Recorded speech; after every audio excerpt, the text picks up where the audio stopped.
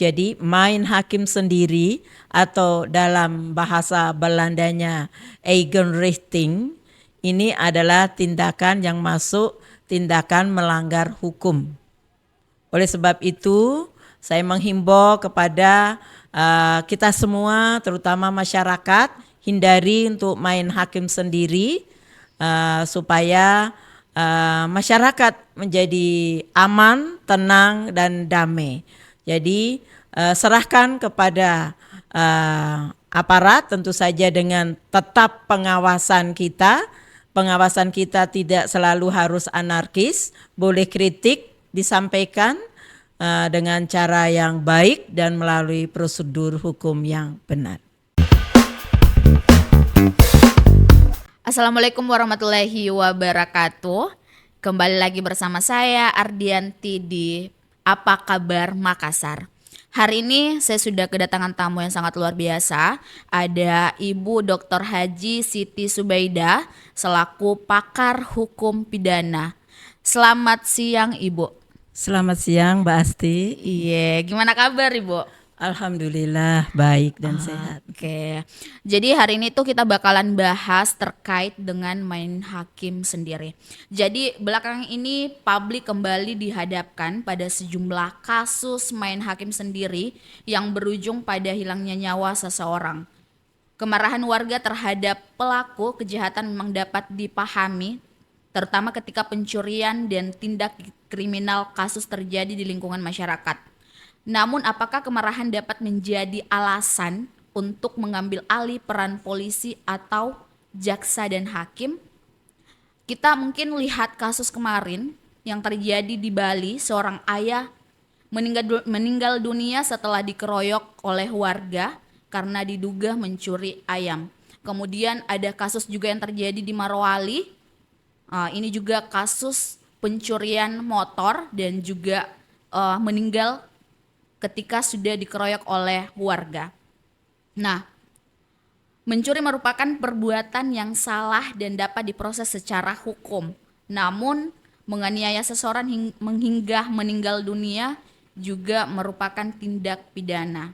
Jadi, hari ini kita bakalan mengulas secara detail ketika keadilan berubah menjadi main hakim sendiri. Nah, mungkin yang bakalan saya tanyakan kepada Ibu selaku pakar hukum pidana, ini kan lagi happening banget nih Ibu di Indonesia, bukan cuman di Bali yang terjadi tapi di Sulawesi juga ternyata terjadi dan juga ada di Pulau Jawa. Nah, sebenarnya bagaimana sih hukum di Indonesia mengatur tindakan main hakim sendiri yang menyebabkan seseorang itu bisa sampai meninggal, bisa sampai luka-luka Ibu? Ya, terima kasih Mbak Asti. Jadi negara kita ini negara hukum. Iya. Tentu saja segala aktivitas kegiatan harus didasarkan pada hukum. Nah, menanggapi apa yang terjadi di masyarakat dengan main hakim sendiri atau amuk massa atau di dalam bahasa Belandanya itu eigenrichting atau voluntarisme itu tentu saja tidak dibenarkan. Iya. Mengapa? Karena siapapun pelaku yang terduga pelaku pencurian atau dan sebagainya itu tetap memiliki hak-hak yang untuk diperhatikan di dalam proses penanganan pelanggaran. Iya. Nah, tindakan main hakim sendiri terlepas dari latar belakang pelaku atau yang diduga melakukan tindak pidana itu tidak dibenarkan. Iya. Bahkan tindakan main hakim sendiri ini di dalam hukum positif kita, hukum pidana itu dapat memenuhi beberapa pasal yang diancam dengan hukuman yang tidak ringan, Mbak Asti. Iya, itu pasal-pasal apa saja Ibu? Ya, kalau kita ketahui bersama bahwa sekarang ini sudah KUHP baru, Undang-Undang Nomor 1 Tahun 2023. Iya. Namun di dalam KUHP lama pun itu juga diatur, yaitu melakukan pengeroyokan, penganiayaan di muka umum secara bersama-sama itu bisa memenuhi pasal 266, 472 untuk KUHP baru, Undang-Undang Nomor 1 Tahun 2023, dan di dalam KUHP lama itu ada di pasal 170. Jadi semenjak dulu penganiayaan bersama-sama apalagi sampai mati itu tindak pidana serius. Oke. Tindak pidana serius yang bakalan didapat oleh si pelaku. Betul, karena ancamannya mulai dari 2 tahun hingga sampai 12 tahun. Nah, mungkin ini yang kurang dipahami oleh masyarakat kita. Iya. Ketika mendapati seseorang diduga melakukan tindak pidana, tentunya hukum secara prosedural itu mengatur bagaimana kita harus bersikap, sehingga kita tidak termasuk juga yang melakukan pelanggaran hukum atau tindak pidana. Iya, mungkin lebih kepada banyak orang yang tidak terpikirkan, karena yang terjadi sekarang itu adalah mereka ketika mendengar kata pencurian, ada kasus pencurian, mungkin orang-orang di sekitar sana itu mungkin lagi emosi atau bagaimana sehingga mereka itu melakukan pengeroyokan. Tapi kan itu tidak dibenarkan ya, Ibu. Betul. Dalam entah itu dari segi aspek hukum. Betul. Nah, kalau Ibu melihat kejadian-kejadian seperti ini kan yang terjadi sekarang itu adalah spontan terjadi. Bahkan ternyata si pelaku ini tidak mengetahui bahwa ternyata ini orang yang benar-benar mencuri atau bagaimana. Itu kalau dari Ibu melihat ini seperti apa? Ya, ini menarik Mbak Asti karena terjadi di mana-mana di Indonesia ini. Yang tahun lalu ada di Subang, Jawa Barat itu terduga pelaku pencurian ayam juga diamuk massa hingga meninggal. Kemudian yang baru-baru yang viral di Bali, tentu saja terlepas walaupun pelaku ini adalah memiliki latar belakang residivis, pernah melakukan tindak pidana, dan yang baru-baru ini di Morowali. Nah, mengapa ini terjadi? Tadi dari sudut hukum positif, baik hukum adat itu juga sebenarnya juga melarang, dan apalagi dari agama. Nah, kenapa ini terjadi? Ada bisa disebabkan beberapa hal. Nah, kajian secara sosiologis, kriminologis, ya, dan terhadap peristiwa yang terjadi di Subang, ada teman kami meneliti, itu kurang lebih ada 3 sebab.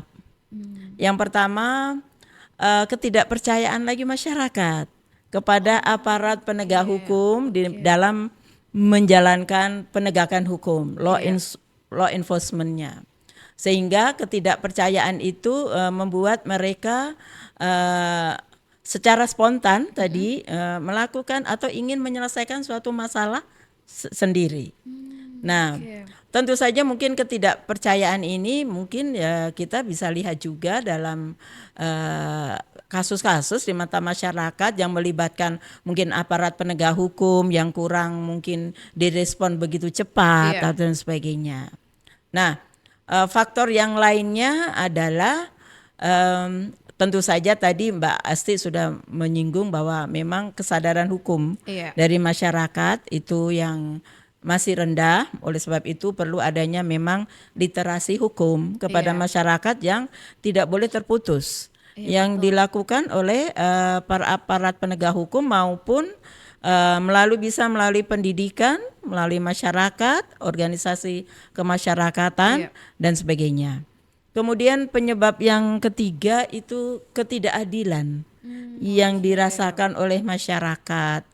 Ketimpangan ekonomi itu bisa membuat seseorang itu melakukan apa saja untuk memuaskan rasa ketidakadilannya, rasa kekurangannya, sehingga itu hasil kajian secara sosiologis di dalam peristiwa yang terjadi di Subang. Nah, kenapa sekarang terjadi lagi dan terjadi lagi? Itu yang bikin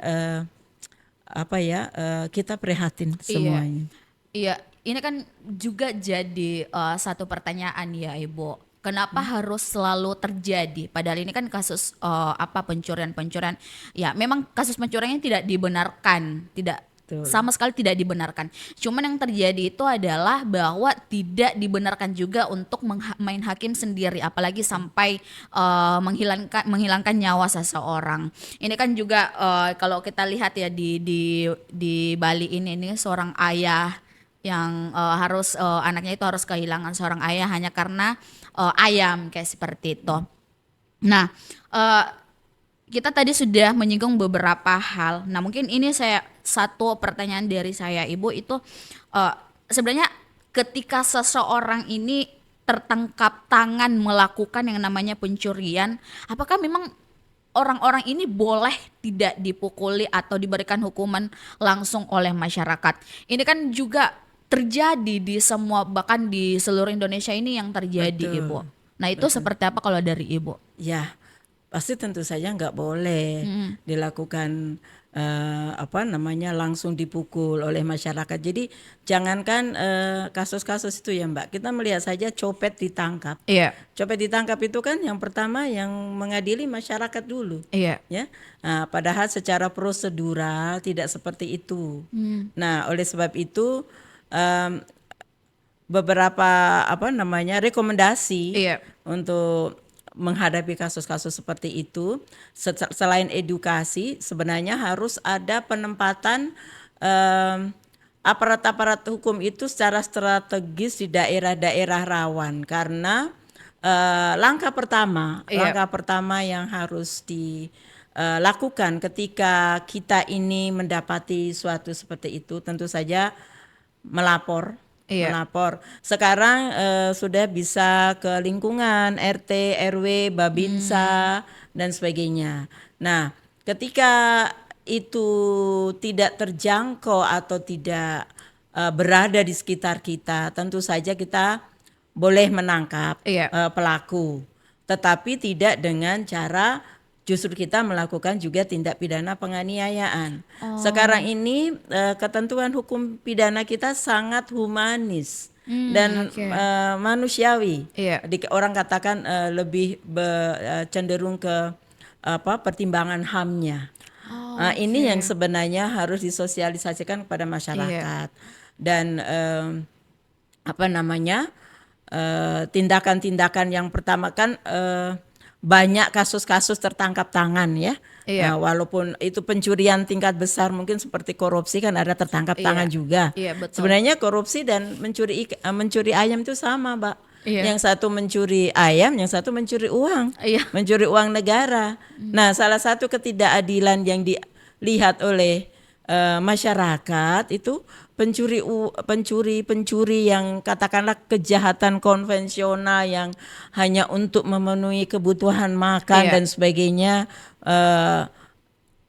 sampai segitu dihukum segitu. Kemudian yang pencuri uang negara, korupsi dikawal dengan baik, dilindungi. Nah, itu yang membuat masyarakat merasa tidak adil dengan proses penegakan hukum di negara kita ini. Nah, itu yang terjadi sekarang, Ibu, karena masyarakat sekarang kan melihat bahwa kenapa kasus-kasus korupsi yang terjadi di Indonesia itu seperti yang kita jelaskan tadi, mereka itu dikawal, tapi kenapa misalkan kasus-kasus pencurian seperti tadi pencurian ayam itu sampai harus meninggal, dan ternyata yang terjadi ini adalah kurangnya literasi kepada masyarakat juga, dan memang perlu yang namanya sosialisasi sampai ke bawah. Betul tidak, Ibu? Betul, betul sekali. Jadi, nah, makanya ini yang harus kita sampaikan ke publik bahwa main hakim sendiri itu tidak dibenarkan. Tidak sama sekali dibenarkan. Seperti yang kita jelaskan tadi, Ibu, sebenarnya kenapa hal ini terjadi? Karena ada 3 faktor tadi. Betul. Ketidakpercayaan publik, terus kedua itu perlunya adanya kesadaran hukum yang masih rendah, dan adanya ketidakadilan, baik secara prosedural maupun secara substantif. Itu yang mungkin orang-orang sekarang, Ibu, itu merasa bahwa mereka ini tidak adil ketika mereka ini sudah melapor tapi tidak ada tidak pihak dari Respon yang tidak cepat. respon cepat. Mungkin itu yang terjadi mungkin sekarang Ibu ya. Betul. Jadi seperti kasus di Sumatera Utara ketika seorang anak disodorkan oleh gurunya sendiri pelecehan seksual oleh suami, itu sebenarnya sudah melapor kepada Oke. aparat penegak hukum, dalam hal ini polisi. Iya. Tetapi responnya kurang cepat. Sehingga masyarakat mendatangi rumahnya, memukul pada terduga pelaku. Nah, oleh sebab itu ada beberapa sebenarnya metode atau cara bagaimana kita bisa keluar dari gejala main hakim sendiri atau Eigenrichting ini. Yaitu yang pertama harus aparat penegak hukum ini harus respon cepat terhadap laporan masyarakat. Respon cepat itu bisa dilakukan mereka dengan menempatkan tadi di tempat-tempat yang rawan konflik. Ya, kita mungkin di Makassar ini kita bisa melihat di mana tempat-tempat rawan konflik, tempat yang rawan perkelahian, rawan ini dan sebagainya, sehingga masyarakat bisa cepat kepada siapa. Walaupun saya sebenarnya juga melihat, saya ini pernah menjadi RT ya. Saya RT ini sekarang sudah juga diberikan nomor-nomor tertentu yang bisa dihubungi, yang bisa RT ini harus menyebarkan kepada masyarakat atau mengumumkan di tempat-tempat publik, tempat umum, nomor-nomor yang bisa dihubungi ketika melihat kejadian-kejadian seperti tadi, terduga pelaku pencurian, pengedar narkoba atau tindak pidana yang lainnya. Itu sebagai bentuk, salah satu bentuk respon cepat. Kemudian tentu saja ada peningkatan literasi hukum tadi. Jadi aparat penegak hukum itu, saya pernah bertanya kepada Polda ketika saya meneliti, apa ada program dari pihak aparat penegak hukum terutama polisi tentang penyuluhan hukum? Ada Ibu, kenapa nggak dilaksanakan? Kenapa nggak kerjasama dengan pihak-pihak tertentu supaya itu bisa masif dilakukan? Karena masyarakat butuh itu. Iya betul. Ya, masyarakat butuh itu. Kami siap membantu untuk itu. Nah, jadi sebenarnya lembaga-lembaga atau tadi ya aparat kepolisian, jaksa itu punya program itu. Begitu juga lembaga-lembaga yang lainnya. Oleh sebab itu penting kita ini bekerja sama dengan masyarakat. Kemudian yang lainnya lagi yang mungkin bisa mengatasi itu, perankan secara aktif tokoh-tokoh masyarakat. Tokoh masyarakat, karena tokoh masyarakat, tokoh informal, apakah dia tokoh adat, apakah dia tokoh agama atau tokoh masyarakat, itu biasanya dia masih didengar dan disegani oleh masyarakat. Ya, jadi mereka akan mengikuti apa yang disarankan. Jadi peran aktifkan ini tokoh-tokoh masyarakat atau pemimpin informal ini. Saya kira di lingkungan kita di masyarakat Sulawesi Selatan ini banyak tokoh-tokoh adat atau tokoh agama yang masih bisa didengar. Nah, itu pihak aparat penegak hukum bisa mengajak bekerja sama itu. Betul. Iya betul sekali Bu. Nah, ini Bu, kita mau lihat dulu dari aspek sosiologi Ibu. Nah, ini kan kenapa sih seseorang itu Ibu dia lebih agresif dan kehilangan kendali ketika berada di kerumunan massa sih Bu? Karena kalau kita lihat ya Ibu tuh, kalau mereka ini sudah berada di lingkungan yang memang masanya sudah banyak, ini mereka tuh langsung agresif. Nah sebenarnya kalau dari Ibu melihat ini tuh seperti apa Ibu? Baik, jadi dari kajian-kajian perspektif sosiologi maupun kriminologi itu ada sebenarnya hukum itu menjadi alat kontrol sosial. Ya, artinya apa? Dengan hukum itu kita dapat mengatasi berbagai penyimpangan-penyimpangan. Tetapi ketika tadi ada kaitannya dengan penyebab tadi ya, ketika masyarakatnya melihat hukum itu tidak ditegakkan dengan baik, kalau dia selama ini pernah menjadi korban, misalnya kelakuan pelanggaran hukum atau menjadi korban yang tidak merasa puas dengan penyelesaiannya, tidak dilayani dengan baik, maka Iya. akan menimbulkan emosi, agresi, dan itu ketika mereka berkumpul terprovokasi ajakan itu secara spontan, rata-rata mereka akan bergerak tanpa takut akan sanksi. Iya betul. Itu yang terjadi di masyarakat Iya betul. kita. Jadi reaksinya itu negatif. Iya. Jadi padahal ketika kita melihat adanya pelanggaran-pelanggaran, ada reaksi masyarakat yang positif dengan memberikan laporan secara formal Iya. melalui jalur RT, RW atau langsung ke polisi. Tetapi ada juga yang reaksi negatif tadi bertindak sendiri. Nah, biasanya itu didorong oleh pengalaman pribadi tadi yang Oke. pernah mungkin menjadi Iya. korban, melapor tidak dilayani dengan baik berkali-kali, Iya. apa namanya ya, berbirokrasi yang terlalu panjang di Iya. dalam menyampaikan laporan. Mungkin mereka tidak punya biaya, dia melihatnya keadilan itu hanya bisa dicapai oleh mereka yang berduit. Oke. Itu membuat mereka frustasi. Akhirnya dengan melihat seperti itu terpicu Iya. Mungkin amarahnya. dia lampiaskan ya Ibu. Iya, betul. Oke. Terpicu amarahnya secara emosional, dia lampiaskan tanpa mengingat Iya. atau tanpa takut dengan sanksi yang menunggu di Iya, dalam betul sekali. pasal-pasal yang bisa menjeratnya. Nah, ini juga kan Ibu, sebenarnya yang terjadi juga ya Ibu. Masyarakat itu mudah percaya, dia mudah percaya dengan tuduhan dan dia langsung memberikan hukuman sebelum mengetahui fakta yang terjadi. Ini lagi-lagi praduga tak Bersalah. bersalah. Nah, kalau kita lihat Ibu hal seperti ini yang terjadi seperti yang terjadi di beberapa daerah di Indonesia. Apa sebenarnya yang menyebabkan masyarakat ini langsung seperti itu Ibu?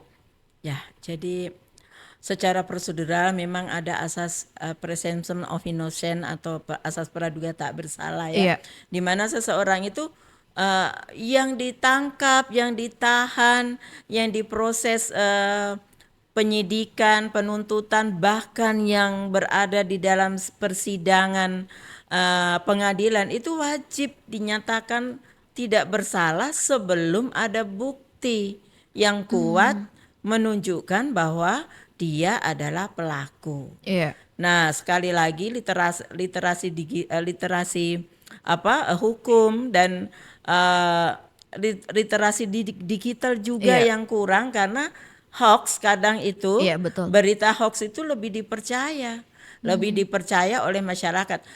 Indonesia ini adalah pengguna internet terbesar di dunia Iya, betul karena sekali, Bu. jumlahnya besar dan salah satu dampak negatifnya adalah mereka itu menggunakannya dengan tidak cerdas, sehingga ketika ada ajakan atau ada provokasi baik melalui digital atau apa, mereka cepat juga bergerak. Iya, betul Nah, sekali. tadi jadi pemahaman yang kurang dan yang paling penting juga adalah tadi melihatnya keadilan yang secara prosedural dan substantif itu belum terwujud di Belum Indonesia. terwujud ya. Sehingga sekali lagi ini kritik bagi para penegak hukum. Iya. Karena kan mereka itu pengayom ya, melindungi, Iya. menjaga tata tertib.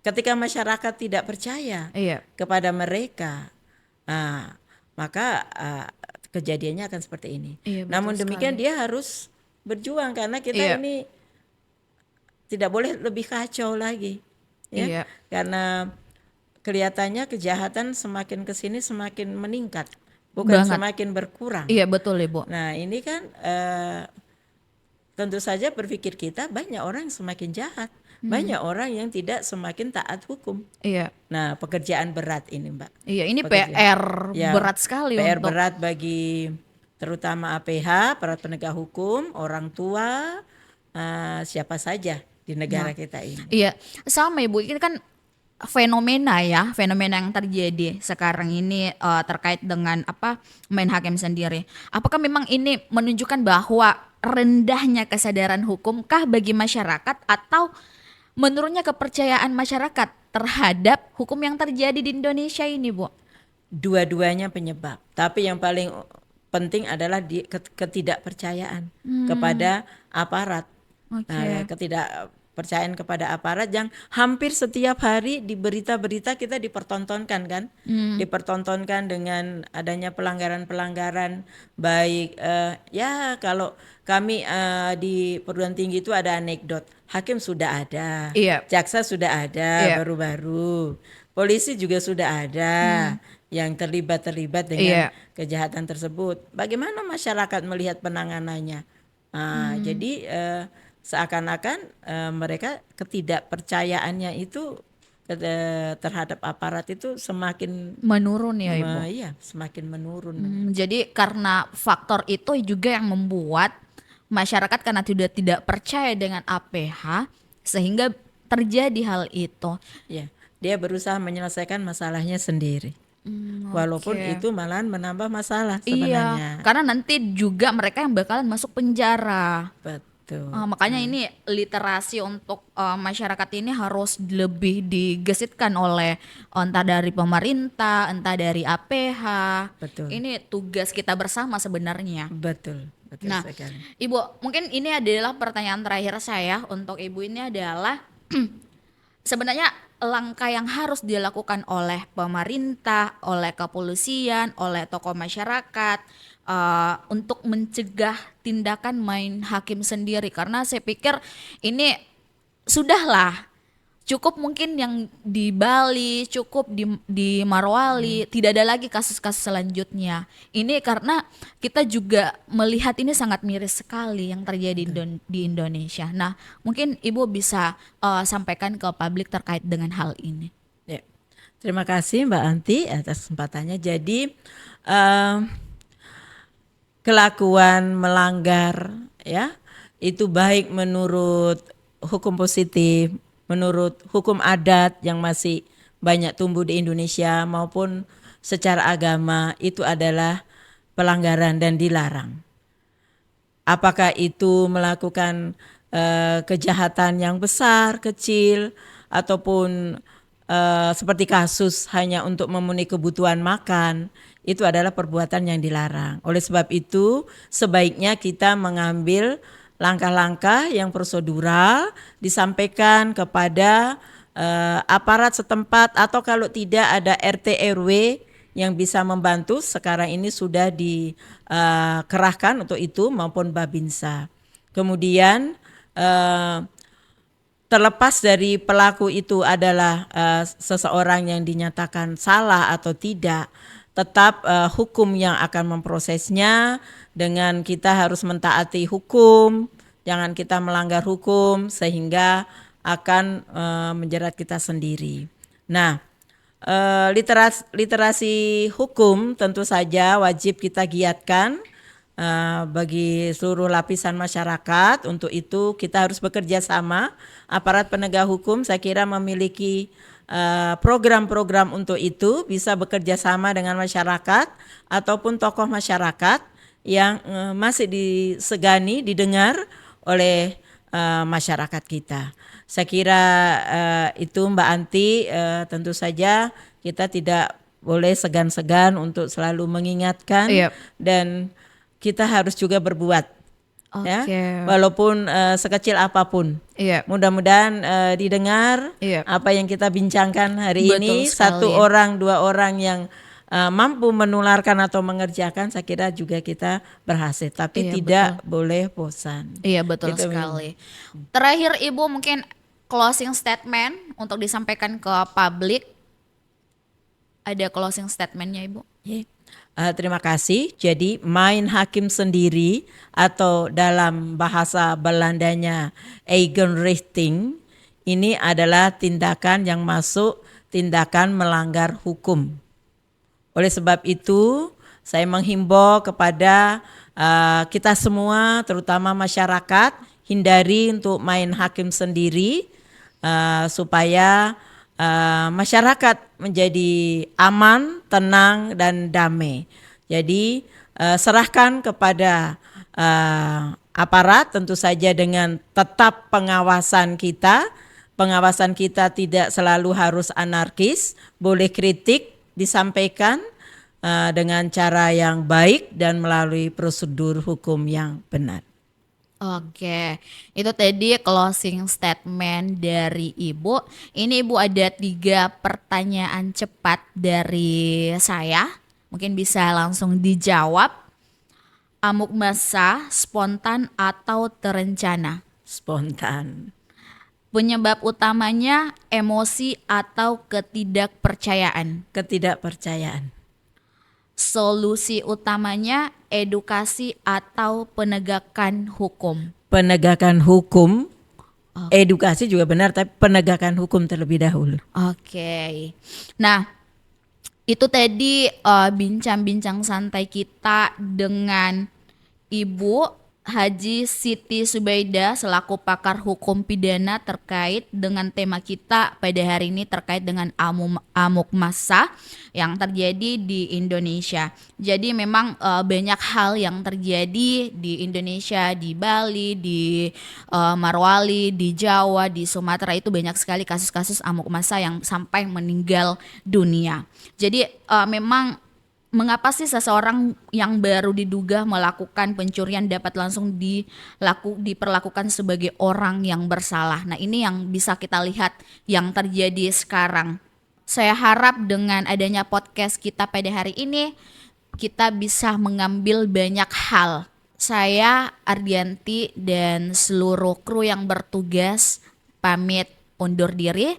Jangan lupa like, komen, dan subscribe.